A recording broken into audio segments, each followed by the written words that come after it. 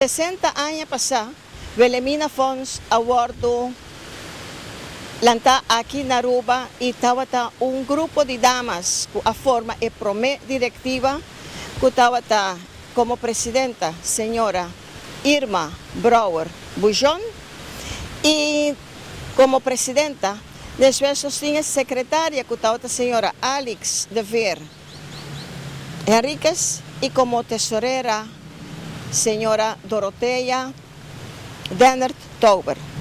Awe tur de feliz memoria, pero awe nos tinko recordanan pa sobra e hecho aquí ta algo hopi grande y el tabay de historia aquí na Aruba como e fundación que ahora kita celebrando, mañana con Dios que 60 años de existencia.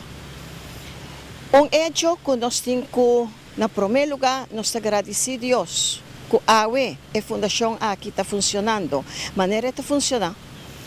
E, em realidade, que já tem mais de 70 anos de existir no reino holandês.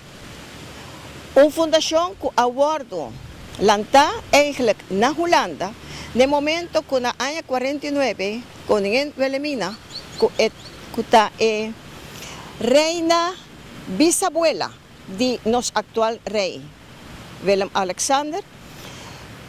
Ora que ela anuncia que ela vai abdicar, ela vai passar a corona para sua mulher, princesa Juliana, então o povo holandês do reino a começar a ter colecta. Ora que chega o momento, ela diz lo que você recaudar, poner em uma fundação e começar a trabalhar para pacientes de câncer. De história de medicina, por vai Beck, com mais de 1500 anos, promete Cristo e acaba a maleza que está a existir. Pois é uma maleza horrível, pero sempre está impactar a vida de qualquer ser humano.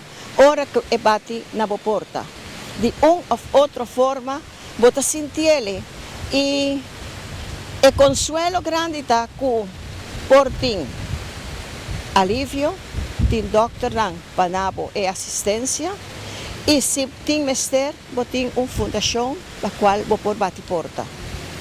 Ave Wilhelmina Fons Aruba, te agradeci, Senhor nosso Deus, na primeiro lugar. Pa e força durante os 60 anos aqui, que não estava fácil.